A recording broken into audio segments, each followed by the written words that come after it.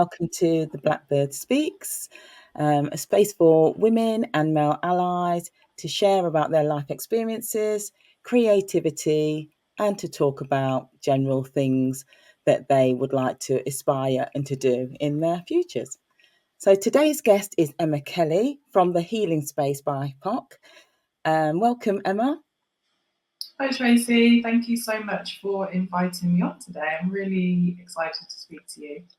I'm really excited for you to be here. So Emma is a yoga teacher. She's an international yoga retreat host, holistic practitioner, healing and well-being advocate for self-care, and a mentor. So welcome. Thank you. So Emma, I had the privilege of attending one of your day retreats in London, and I spoke about it on my Instagram. It was a wonderful and inspiring event with a safe space created for women of colour from all different ethnicities and backgrounds. And we were able to share authentically and to actually put ourselves in quite a vulnerable space, but to feel safe in that space, to share personal experiences that we've had specifically around wound care. So, yes, thank you for that. It was a real honour and I can't wait to go on to another retreat. Thank you. So you started to do yoga in 2014. So I just wanted to start off by finding out how you kind of got into it. Why did you choose to get into yoga, or how did you get into it? Yeah, that's a great place to start. So I started practicing yoga when I was 20, so 18 years ago. I was at university. I was in my first year of the BA in social work. And I really wanted to find something. So when you start university, they have lots of different, clubs and activities, and I just really wanted to kind of embrace it all, find different things to do. However, this one yoga class really caught my eye because of the description, and I think he said something like, relaxation, calm. And when I was, in university, it was quite stressful. It was quite challenging. I'd actually been out of education, so I left school when I was 16, and then I went to university when I was 20. So I wasn't really in education, and I felt a bit, out of it. When I saw that, I thought, actually, I think that's what I need, because I felt like I had a very busy mind, quite stressed, anxious, and I went to the first yoga class and I just felt, first of all, I felt really awkward. I felt very stiff. I felt like oh my gosh, my body is just, what's going on? Do you know what I mean? And, but I felt really good afterwards. I remember saying to my housemates at the time, I just feel like floaty. I feel light. I just feel so much better, really. That was really the start of it. And that class I went to probably for a couple of years with a teacher she was an older lady, so she was an English lady. She was about in her 70s, and back then there wasn't really like yoga clothing, or do you know what I mean? It's a really big thing now, like what you wear for yoga. Back then it was just like, she had kind of like leggings on, but like the shorts over the top. So I don't think it makes me like, not quite, but Jane Fonda era. Do you know what I mean? Yeah. Not quite as glamorous as Jane Fonda. It had that, like, do you know, it was more, it was really just a bit more down to earth, and, it wasn't really seen as something you did that much. It was more for, like, it still is a little bit where it's older women who do it. But it just felt very genuine, very down to earth, and I just got so much out of it. So that's kind of my introduction into yoga. And then I went into social work.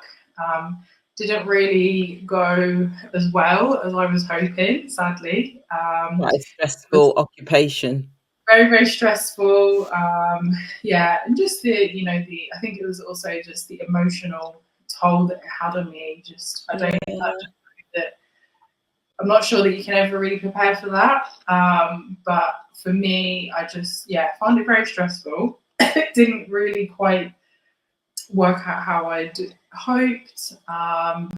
And kind of fast forward a few years later, I was in I don't know if people know, but it was called Looked After Children oh team. yeah. You will know where Mhm. I was working with a lot of children to try and help them find adoptive families, working with foster carers, and I was working in a really nice team. However, for me, I was just not happy. It was too Yeah, stressful. And again, I just felt like, you're putting in so much to other people's lives. However, what was the joy in my life? exactly. So from there, I really, I was a bit of a like, I don't know what to do. I've put all my time and effort into um, social work, years and years. It becomes your whole identity. Yeah, of And course. what I decided to actually do was to go traveling. Hmm. And I I wanted to do it for a really long time, but I was always really scared. Yeah, and I was like, didn't really when you feel like I want to go on this adventure. However, I couldn't quite find anyone who was wanted to do it. So With you, yeah. yeah, so I just decided to eventually a bit of the courage to go on my own. And Wow. And how um, old would you have been then when you went? I would have been oh my Oh, ages sorry. 26, 26. I would be Wow. 26. And It's a very brave thing to do. It is. yeah, I mean, it did. I was very anxious before I did it. I was so stressed. I was so worried. So many. I wasn't. I didn't really have a lot of people who were in support of it at the time. To be honest, most people were trying to put me off and saying, why are you going? You've got a good job. It's very secure. You're gonna jeopardize that. As a woman, you shouldn't go on your own. You're going off to all these so-called dangerous countries. Yeah. And you just shouldn't do this as a woman on your own. Yeah, so I would say 90% of people around me at the time were not in support. There was a few Which who were isn't very helpful. there was a few who were like, always backing me up to say, you should go for it. Some people who had done that themselves, they were like, you should just do it. It sounds amazing. Yeah. So I bought a ticket. I think it was like so it was a 6 week trip I was going to take to Thailand. And my boss at the time, I was a bit like, I'm going, but I'm not really sure what's going to happen. But she was like, we're going to keep your job open because we want you back. Oh, wow. That's amazing. Yeah, but I was like, I'm not If you really. wanted to come back. Yeah, she wanted me to come back, and she was a really good manager, and it was a great team as well. Um, but I kind of started that journey of traveling, and what transpired is I actually ended up traveling for 5.5 months through Southeast Asia. So I did, Wow. I did, yeah, I got to kind of like the point where my ticket was like return ticket, and I was like, actually, I'm having just the best time. I don't want to go home. Yeah, and fortunately, Yeah. I was able to make it work where I could continue that solo journey with no plan. There was no plan really at the beginning. I didn't. It kind of evolved as I went on. You'd meet people along the way. They'd say, "Oh, you should go here. This is amazing," or "Have you thought about here?" And then I'll be like, "Okay, I'm gonna hop on." Mostly by bus. I would hop on the Yeah. bus to the next destination. Get to that destination, and then it kind of evolves where it wasn't really a planning ahead. It was like, let's see what happens, which is the opposite of my nature. Let's just say that's not me. I'm always thinking about the future, trying to plan, trying to do this, trying to do that. But Such a that journey, beautiful part of the world, though. That's the thing. It's yeah, that, yeah, I've been to, yeah, yeah, Southeast Asia, yeah, and it's just yeah, beautiful, and the people are amazing. So I can understand how you could actually just be drawn to stay there. yeah, yeah, Mm. definitely. And it was really the things that I loved about it was like there's so many things, but for me it was that freedom Yeah. and joy. So I think I'd lost a bit of joy in my life, probably from Mm.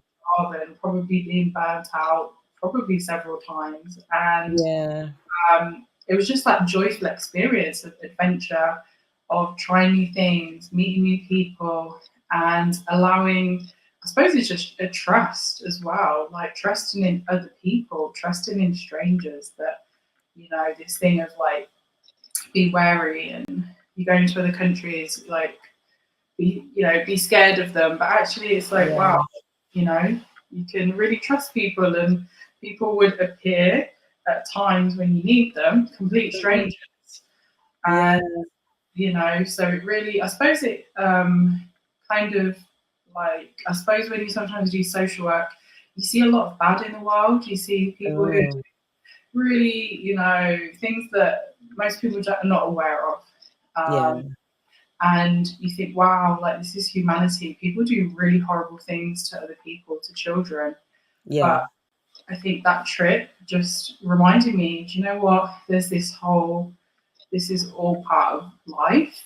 There is the really challenging things, but there's also these really wonderful, amazing, exciting things out there as well. So it kind of give me a little bit of my life back and a bit of me back as well.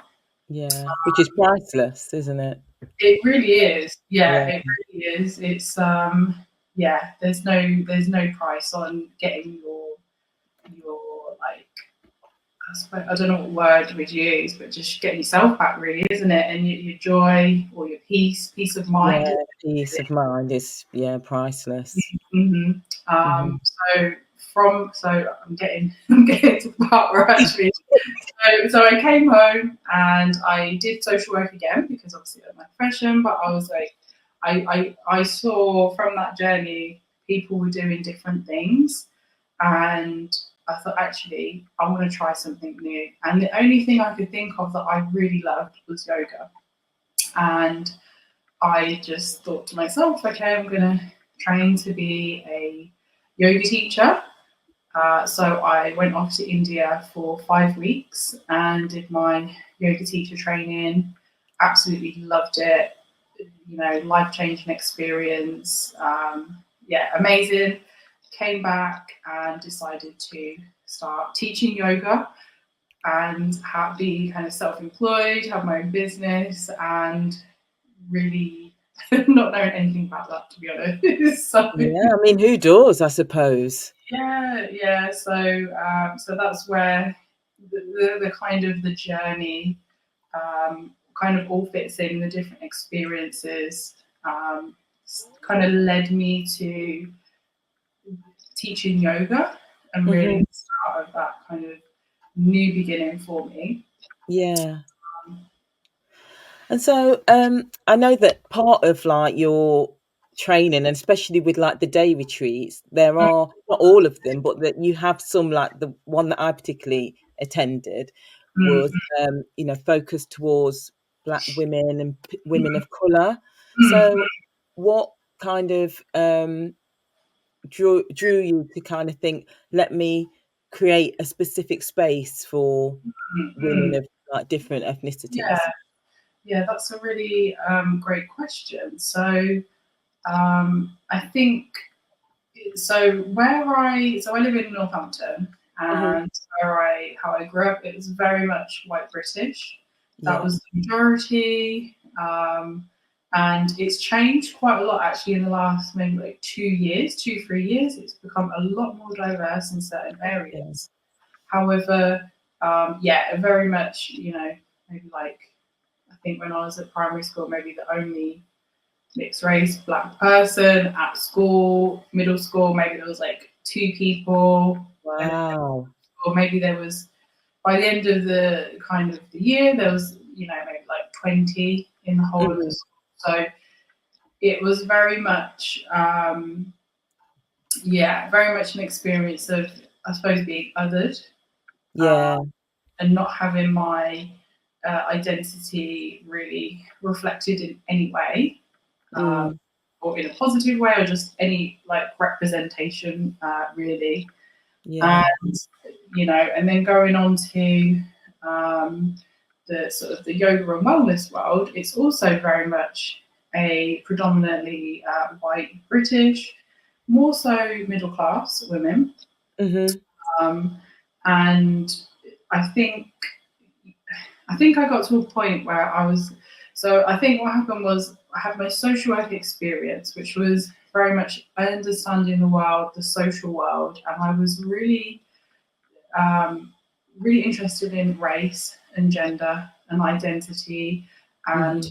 social world, social justice, and that sort of thing. And then I went into yoga, and it kind of become a bit like just yoga, Yeah. just the body, the mind, the spirit, but didn't really integrate all the other things I was really interested in and I knew impacted our well-being.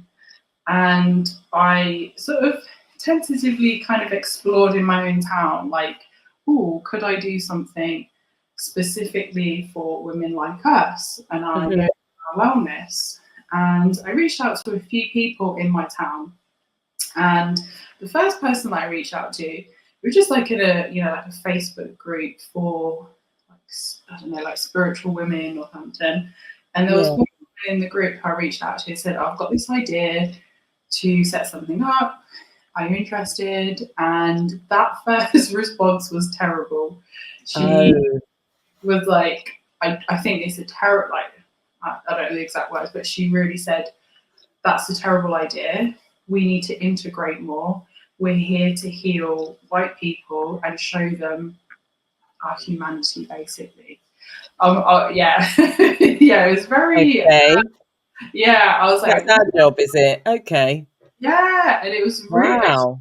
very like, um, she was quite angry. That's how I felt. She was really angry that she was like, how dare you like say that we should have something for ourselves? We need to integrate. We need to share healing with everybody. We shouldn't separate ourselves. We need to be integrated. So Which sadly, that we was have to be anyway. We're kind of forced to be anyway. in so many ways. I've been integrated my whole life. Like that's Exactly. my life. I'm in a white British society. Everything around me we have to integrate. Yeah, of course. So that was, yeah, that kind of was not a good experience and really kind of shook me thinking, wow, like, oh my gosh, this is somebody who looks like me, who I thought would be somebody who would be interested, but she was completely against it. She was like, don't, like, she didn't say don't do it, but No. she was saying don't do it through her words, like, this is bad, you shouldn't do it. I'm gonna say, did that kind of make you think, oh, plant a little seed of doubt at any point, Yeah, or it definitely shook me a bit. It upset me. I yeah, really of course. actually, I was like, gosh, and I was really thinking about it, questioning like, is this the right thing to do, and is she right, and just lots of emotions really, because I think you probably understand, like when it comes from somebody who it looks like you, it's Yeah. even worse, isn't it? It Mhm. feels more painful, Yeah, of and course. because you're just not ready for it, and you feel like, ooh, wow, because that's the racism. They have that internalized racism, and um, she was, she was on her own journey of whatever it is, wherever she was, and what I was doing was too dangerous, wasn't right. So yeah, that was the first the first person I told. Somebody else I did actually tell was Fiona, who you met at the day retreat, and this was going back years ago. Didn't really know her that well, but I just said, Mhm. oh, I've got this idea. But then I think the pandemic came, and then that kind of stopped everything, to be honest. Stopped. But then I think when George Floyd was murdered, I think that Mhm. really made me think, actually, you know, that things that were important to me, this idea, I was like, that, you know, we really do need that safe space, because it was a very traumatic time where people were, you know, being questioned about things and feeling like you had to be sharing this and sharing that, and you know, it was very Yeah, traumatic for a lot of people, very stressful. very stressful. It really was. It And really, in the middle of a pandemic at that. Just, yeah, it's definitely. horrendous time. Yeah, yeah. And also at that time, I also had some really very serious health conditions at Mm, that time. So I was kind of at this sort of situation of like, what's like, I haven't really got much energy and I'm not feeling very well. So I really just want to put my time and effort into something that's very meaningful to me and that's yeah, important. And you know, the time is now, because obviously things were going on and your health's not well and the world is changing, and you like, you think you have time for things. However, I was realizing I need to act now. You know, if there's something, there's a passion, there's an idea, there's a spark, you have to try, and even though it's scary, even yeah, of you course. might get some backlash, even though it's risky, there's risk involved because it's the unknown. I just was like, I need to start following through with this idea. Um, and yeah, so I think it was, I suppose it's from my own experience where, you know, you feel like you have to be a certain way in certain spaces, you have to look a Mm, certain way, you know, going into my yoga teacher training. I was the person who, I think I was a size 14 at the time, but I was the biggest person, I was the most unfit, didn't have the best like outfits and couldn't do the best poses. And you know, I thought actually that's how I want people to not feel like you're judged by yeah, this external stuff that I've been judged for, and I don't feel like, you know, I want people to feel like they can be their authentic self, and yeah, just we can learn together. We can learn, yeah, share, and by having that space where it's for Black women and women of colour, we're allowed to, we hopefully have more of that safety, um, and be feel like we are not the only one. You know, yeah. that's quite a nice feeling, isn't it? You know, A and people really nice feeling. It's very exhausting being the only person, and like you're saying, trying to kind of conform, fit in, or keep your head down, or just all of that yeah, integration, as that lady said, is yeah, exhausting at it's times. so exhausting. It really Yeah, is. And I think a lot of people, when they come, they say it just feels nice. It just feels like, it does. you know, a sisterhood. That's a word that lots of people have used, and it's not something I'd used before. But the more, you know, people saying, "Oh, it feels like a sisterhood," so I'm like, okay, that's what people are feeling, and I think that sisterhood means that it feels connected. You know, you Yeah, feel connected. absolutely. There's a sense of collective um, identity, but also a, you know, respect of difference, because that's Yeah. something that's really important to me with the Healing Space BIPOC, that we don't feel like we have to be a certain way. Mm, Like if you're black, you have to speak like this, you have to do this, you have to have your hair like this, you have to, you know, yeah, there's so many things that we feel like we have to be all the time. And it's like, no, we can all be different. We can all have different religions, different ages, you know, perspectives, and it's all, that's good. You know, it's actually yeah, genuinely a good thing, rather than feeling like, oh no, I'm not going to have this right, or this is different, and difference is good rather than yeah. bad, because that's what we've been taught, isn't it? Exactly. If you're different, then you need to, it's a bad thing, be Mm-hmm. afraid of it, etc., etc. And I can definitely vouch on, the fact that it does feel like a sisterhood, because I think Mm-hmm. in that particular session, the things that we shared were so personal, that Mm-hmm. there were a lot of tears. There But was, the yeah. positive of it was that you felt able to cry and not feel embarrassed about crying, because often when someone cries you go, oh, I'm so sorry, I'm So, sorry for crying, and there was mm, none of that. Well, we kind of all did say I'm sorry for crying, but yeah, straight your away body we were does that. all like, don't be sorry, you've got nothing to be sorry for. It was Mm, lovely, a real safe mm, space. Yeah, thank you for saying that. And I think, Mm.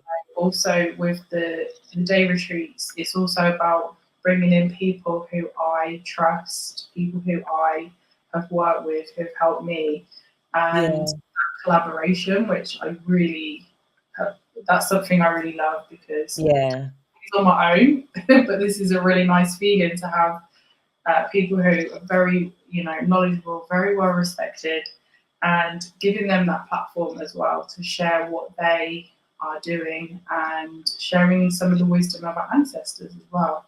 That's yeah, of also part course. of the day retreat, and allowing us to learn some of the things that have been hidden from us throughout the years. Yeah, in fact, in some ways we've been kind of influenced to be afraid of, a lot of the stuff Mhm, about connecting with your ancestors and mhm, looking into that. You're kind of mhm. taught to be scared of it. So, yeah, it was good to kind Yeah. of experience that in such a positive environment. Mhm, mhm. Yeah. Yeah, Yeah. really Yeah. enlightening. Mm, So, mm, you've talked about like the retreats that you have, and I know that you have some retreats coming up. So, mm, what have mm. you got coming up? Yeah. So there's a few. There's a so the day retreats that I have coming up. I have a day retreat in London on the 28th of July, and it's going to be yoga, and it's also going to be about some herbalism for menstrual well-being and Oh, okay. wellness. And that's like really accessible, like teas. So that's the 28th. I also have a weekend retreat in Brighton, which Hmm. includes yoga and Ayurveda. So Ayurveda is a traditional Indian healing wellness modality, Hmm. and that's the 16th till the 18th of August. There is also day passes as well. So if anybody fancies just coming for the day, they can come along on the 17th, and you can do the day retreat option as well. Okay. Um, and then I'll go to another retreat, which is next year in January in India, in Goa, South India, and that's a yoga retreat for all women. Hmm. Uh, so, as well as Healing Space BIPOC, I've taught yoga and retreats for 8 years for all women. And yes, this is a big adventure of mind, body, and spirit, and Yeah. really quite amazing place to be. It's very exciting. And I Mm, definitely will be coming to the London one, I think. 28th of July okay. works for me. So you'll see Oh, me there. I'll get myself booked on. oh, Booked in. amazing. Oh, amazing. Yeah. So, Emma, if people want to connect with you Mhm. and they want to get in touch to book onto the retreats, how can they do that? How can they get Yeah. in contact with you? Yeah, so for yoga and wellness for Black women and women of colour, that's healingspacebipoc.com. Hmm. And you can find it on all the social medias like Instagram, Facebook. And then for my local yoga classes in Northampton, and for my international retreats, that's yogawithemmakelly.com. And the same on all the social medias as well. Fantastic. So, everyone, I suggest and I recommend that you contact Emma, that you get in touch, look her up, because the sessions are great. I can speak firsthand, and so I can say this sincerely, how what a great experience it is to be a part of the retreats, and I hope to be able to go to one of the international ones as well, because that would be fantastic. And then get the full immersion, because a day is great, but sometimes it can feel like, oh, when you get to the end, you're like, oh no, it's finished. So People don't want to leave, do they? yeah, exactly. All puddled Like around. some people got to like push you out, but yeah, for the week you really have a lot of time to integrate and rest in between, and Yeah, learn and have fun actually as well. It's actually really, yeah, retreats, they can be quite emotional, but there is a lot of fun as well and laughter, yeah. not just tears. Exactly. Yeah, I've got to add all that. Some good Yeah, connections made. A couple of yeah. ladies that I've connected with from the last day Oh, retreat, so that's been really nice. Yeah, it's been good. really? So I'd like to just thank you, Emma. Thank you for your time. I know you're busy because, as you all heard, with all the retreats that are happening, it takes a lot of planning and organising. So I appreciate your time, and I feel really privileged that you've taken the time to come and share and speak with me today. So don't forget, I'll put in the comments all the details how to get involved with the retreats and to contact Emma if you want to attend any of her yoga sessions or any of the retreats. And yeah, thanks for sharing. I hope that you will all come with curiosity and leave with kindness. Thanks, guys. Take care. Bye. Thank you. Thank you, Emma.